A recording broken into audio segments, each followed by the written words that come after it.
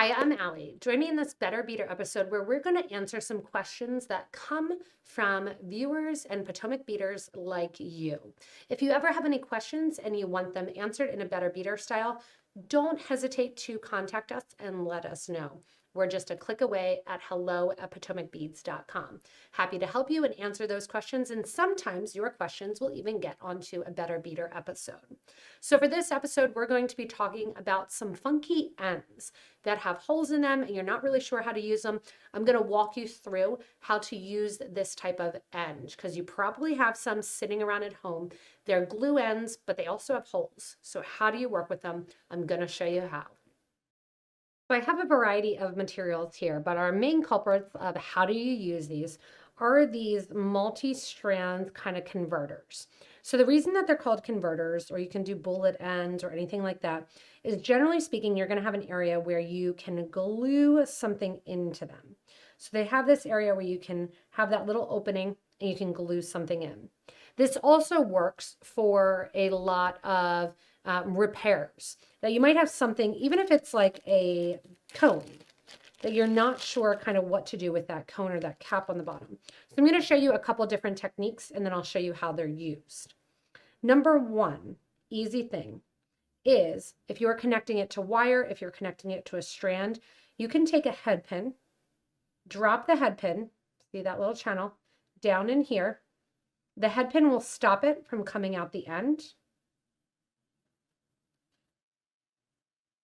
And then you can create your bracelet based on that. On the other side here, you can attach your bracelet, your necklace, anything like that. Just do a simple turned over loop. Loop on the other side. This works also for a lot of magnetic tube ends. And then just go in here, coil that around, chop off that little extra. And now on the other side, after I get both of them done, I can take something like my leather cording, or this is the ultra suede, and I can glue my ultra suede in here and have my bracelet be a combination of my beaded section and my leather section. The other thing that you can do, other than going in and doing the head pins, and this would be literally just matching it on the other side, is you can use a stretch string. So you can do half of your project that it's cord or cork. I have cork here. You can see I have that end on and there's the holes in their section here. A couple of different ways that you can do it. If you're using stretchy string, you can use a thicker stretchy string, or you can knot a thinner one a lot. Do a nice knot. You can do this with waxed linen cording. You can do it really with any cording. But I see often this is done with that stretchy. You're going to tie 2 knots even if you want to. Pull that nice and tight. You're going to take that end here after a little glue if you want, chop that down pretty small, then feed it into that converter end here and have it pop out going through the other end. The other thing that you can do is if you have this and you're like, hey, that's not quite thin enough because this one is right there. I can push it through if I want to. I can get a thinner one. But you can also take some beading wire. You can take some beading wire like this here, cut that off, and grab your crimp bead. I can take my crimp bead. I can go right to the very end of the piece. I can grab my plier here, take that crimp right to the end, and squash it down flat. Squashing that down flat now has my beadable wire in the section where I can bead, pulling that in, kind of turning to the side there. See that it's in there?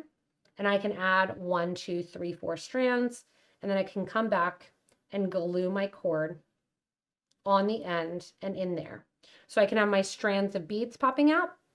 I can have my cord in there. I can have my stretchy string in there, and that just allows a different look to occur.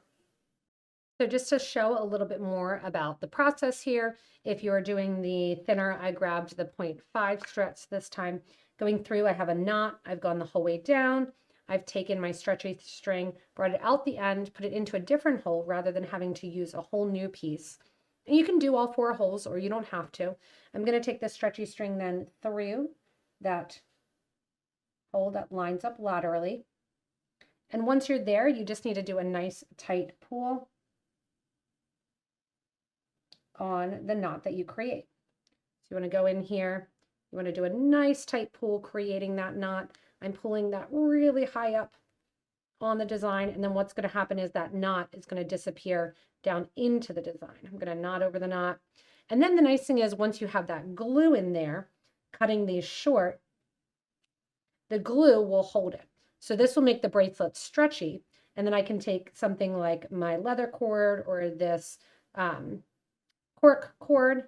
I can slide it in, glue it in, and then I have this stretchy bracelet where half of it is the cork and half is that stretch. So this allows you to have and attach basically cord or something that you're gluing into a number of different ways. If I want to bead on this, do multi-strands, it's a nice alternative to having to do kind of awkward wire working and connecting, having these little connectors, whether or not you're doing 2 holes, 4 holes, using them all or not.